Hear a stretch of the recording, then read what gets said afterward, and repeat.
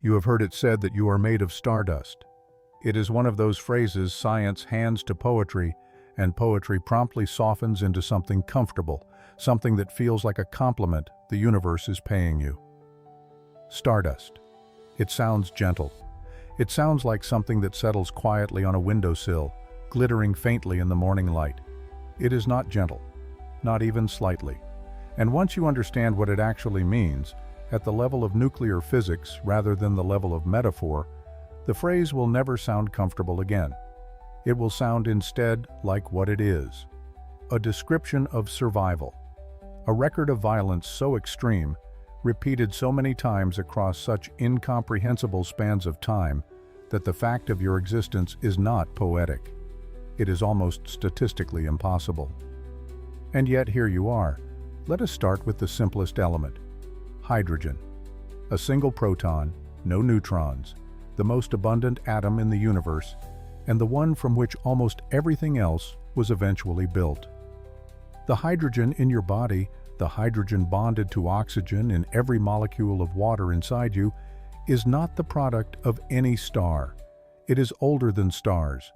It was produced in the first few minutes after the Big Bang, when the universe was dense and hot enough for protons to form but cooling too rapidly for anything more complex to assemble. The hydrogen you carry inside you is 13.5 billion years old. It has been drifting through the universe since before the first star ignited, before the first galaxy formed, before there was any structure in the cosmos at all. It passed through clouds of gas, through the outer layers of stars, through the interstellar medium for billions of years, before eventually ending up incorporated into the molecular cloud that collapsed to form the Sun and, from its leftover material, this planet, and eventually you. The oxygen bonded to that hydrogen is a different story entirely. Oxygen was not present at the Big Bang. It could not be. The conditions in the early universe, though extreme, were not extreme enough to fuse anything heavier than helium and trace amounts of lithium. Oxygen required a star. Specifically, it required a star at least somewhat more massive than our Sun, burning hot enough in its core that helium nuclei could fuse with each other, building upward through carbon toward oxygen. This process, called the triple alpha process, requires temperatures in excess of 100 million degrees Celsius and pressures achievable only in the collapsing core of an aging star. The oxygen you are breathing right now, the oxygen your blood is carrying to your brain at this very moment, was produced inside a star that no longer exists, in a nuclear furnace running at temperatures 100 million degrees hotter than anything on the surface of the Sun, billions of years before the Earth formed. Carbon is the element your entire biology is built around. Every protein in your body, every strand of DNA, every cell membrane, every molecule of the neurotransmitters firing in your brain as you process these words, is built on a carbon backbone.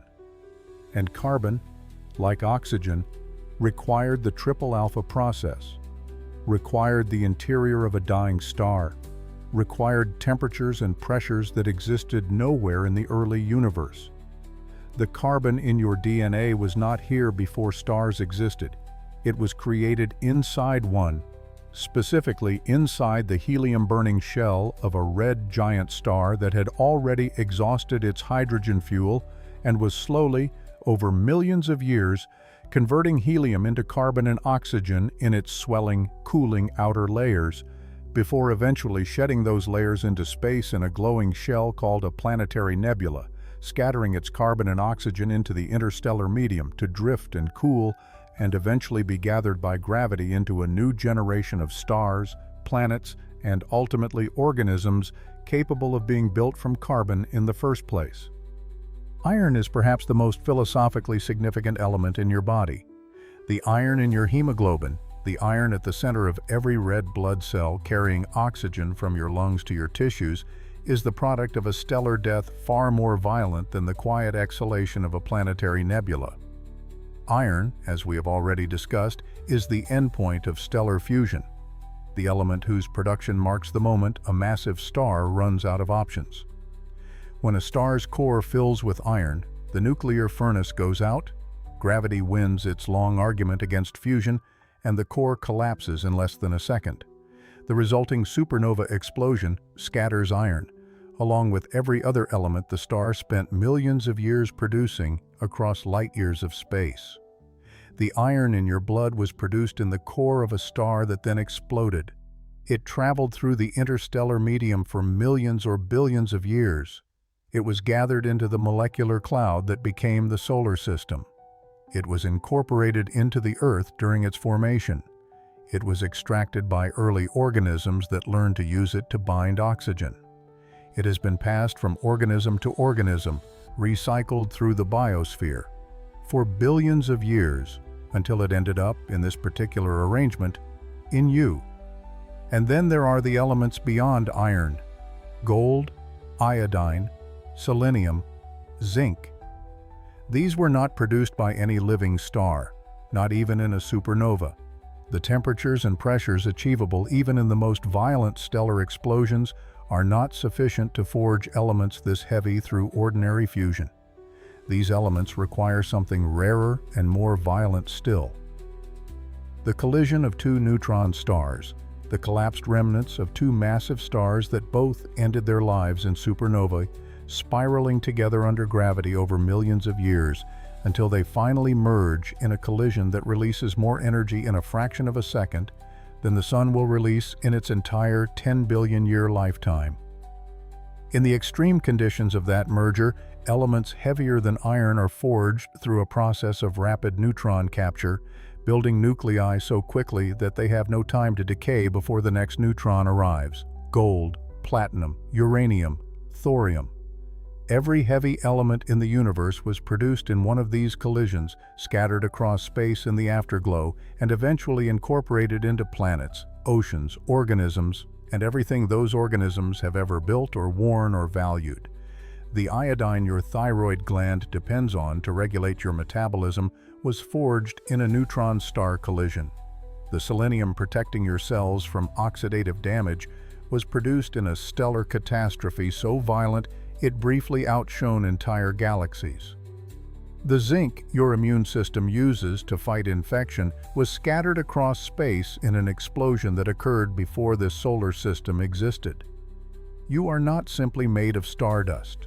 You are made of the debris of the most violent events the universe has ever produced, assembled by 4 billion years of chemistry into something that can sit quietly in a room and contemplate its own origins. This is where the series arrives at something it has been building toward since the first episode. We began with emptiness. We moved through violence.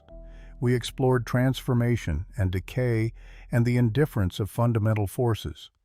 And now we arrive here, at the realization that every step of that violence, every nuclear reaction, every stellar death, every catastrophic explosion and collision across billions of years was not random noise in an indifferent universe. It was, step by step, the production of the exact elements required for chemistry, for water, for carbon-based life, for you. The universe did not plan this. Let us be careful about that claim. There is no evidence that any intention guides the physics we have explored.